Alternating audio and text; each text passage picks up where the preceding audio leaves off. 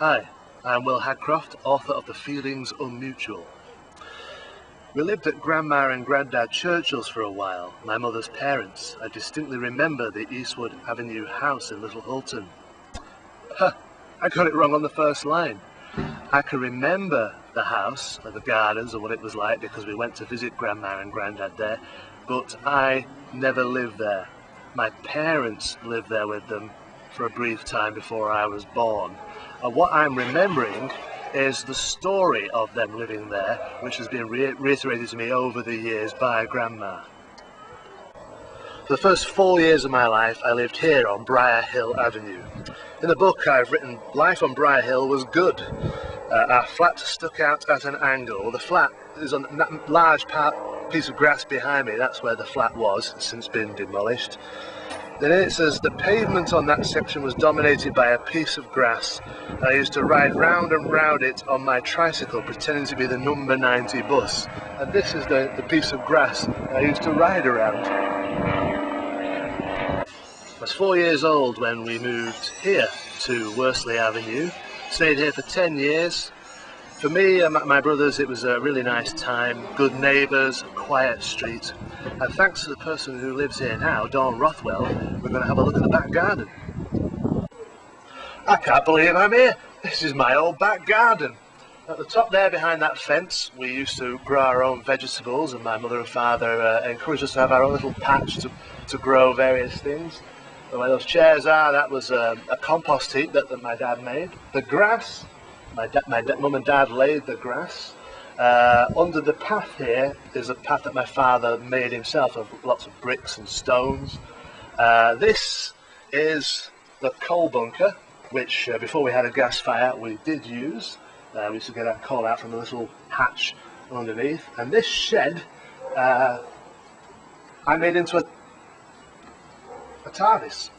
I opened the door up and I made made double doors out of cardboard and put the little windows in, the police sign over the top, and this was my TARDIS. This is the infant class of St Andrews West, the school I attended, the primary school I attended, separate from the main building. Now this is a nursery rather than the St Andrews School. For this I put in the book, on my first day at St Andrews West, Mum sat me in my chair and knelt beside me. She knew I didn't take to new situations well. She whispered into my ear, "You can't see them, but the angels are watching over you, looking after you." I glanced about the windows after she had gone, and then behind those shutters are the same windows, the big windows that are described here.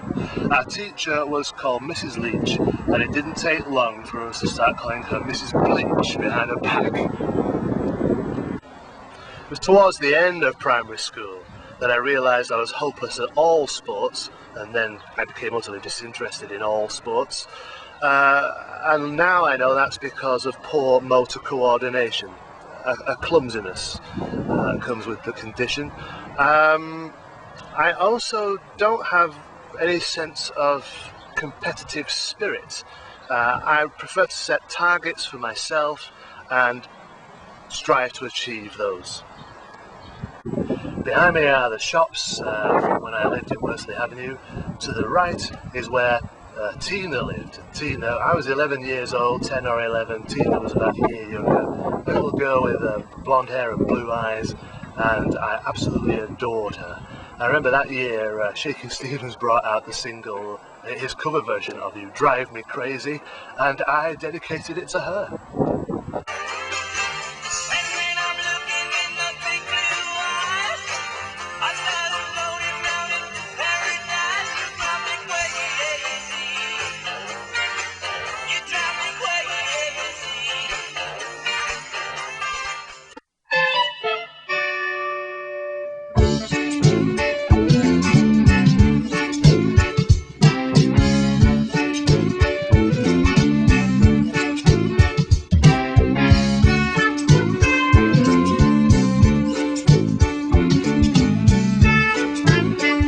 This is Harrop Fold School in Little Hulton. It was Joseph Eastham High School. A little bit of trivia for you. Bez from the Happy Mondays came here, and Doctor Who number 9, Christopher Eccleston, came here. I think they were leaving just as I was joining, because I don't remember them. But the transition from primary school to secondary school, such a jolt. Certain things that I noticed on the first few days, how people who had gone to the same primary school that I went to had changed. They changed their speech and their conduct because they had observed how things were here, how different it was, and they just changed to suit. I don't blame them for doing that. But for me, that seemed so alien. I couldn't bring myself to do it.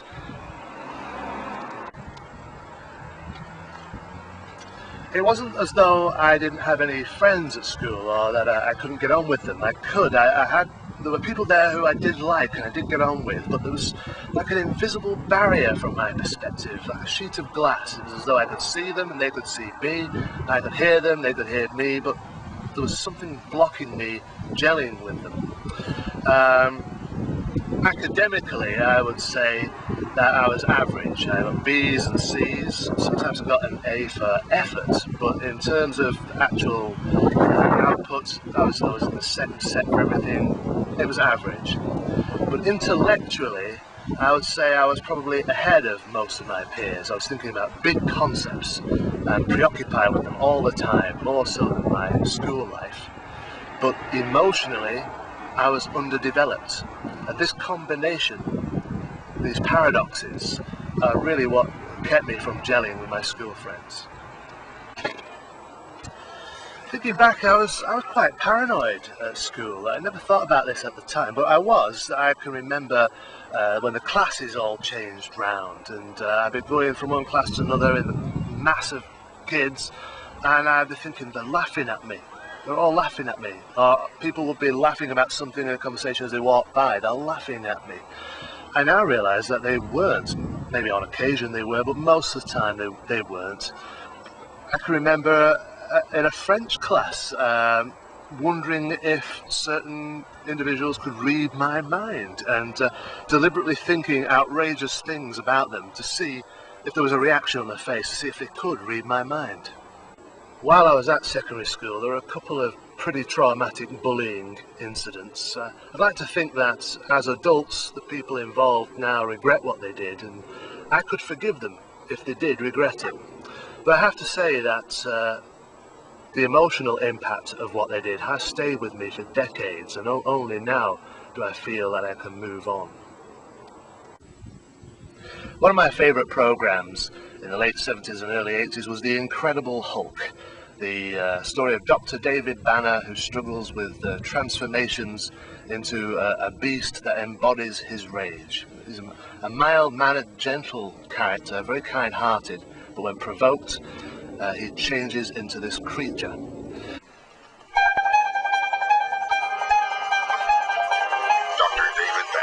Physician, scientist, searching for a way to tap into the hidden strengths that all humans have. Then an accidental overdose of gamma radiation alters his body chemistry. And now when David Banner grows angry or outraged, a startling metamorphosis occurs.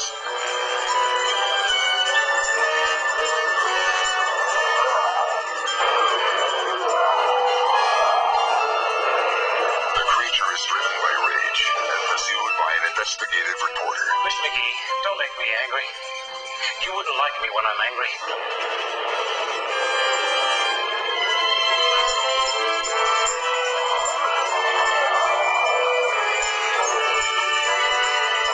The creature is wanted for a murder he didn't commit. David Banner is believed to be dead, and he must let the world think that he is dead until he can find a way to control the raging spirit that dwells within him. We all loved it as kids. I can remember pretending to be David Banner, and my friends would pretend to duff me up, and I'd be going, like this, and then there would be that moment where I look directly into their eyes and go, like that, to signify that the transformation had begun. Then I'd have muscle, shirt, boots, and then to signify to them that the transformation was complete, mimic the music. Da, da, da, da, rah. I'll find it. Your animal. I don't think it's fear that makes it happen. And how about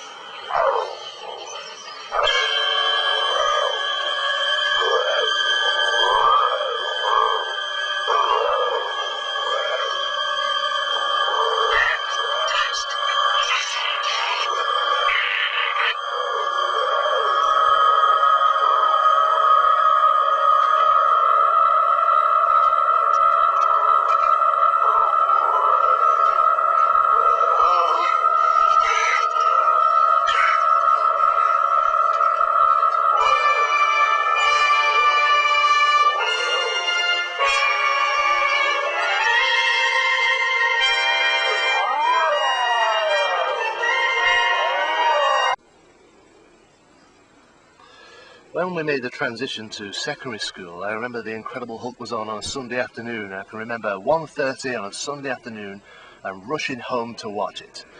As I made my way through secondary school, the first couple of years, and had more and more encounters with the Bullies, I began to identify with the human side of the Incredible Hulk, David Banner, and the way that he had this internal turmoil, this frustration at not being able to control the transformations into the creature. And in some episodes he even broke down crying because of that frustration, and he would go into a sort of meltdown and a depression over it. I certainly identify with all of that. But you're destroying yourself. Day by day, the creature has been destroying me. David Banner is dead, but I am taking the life of a fugitive.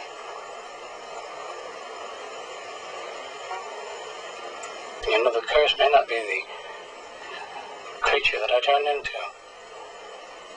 but the man that I have become. No.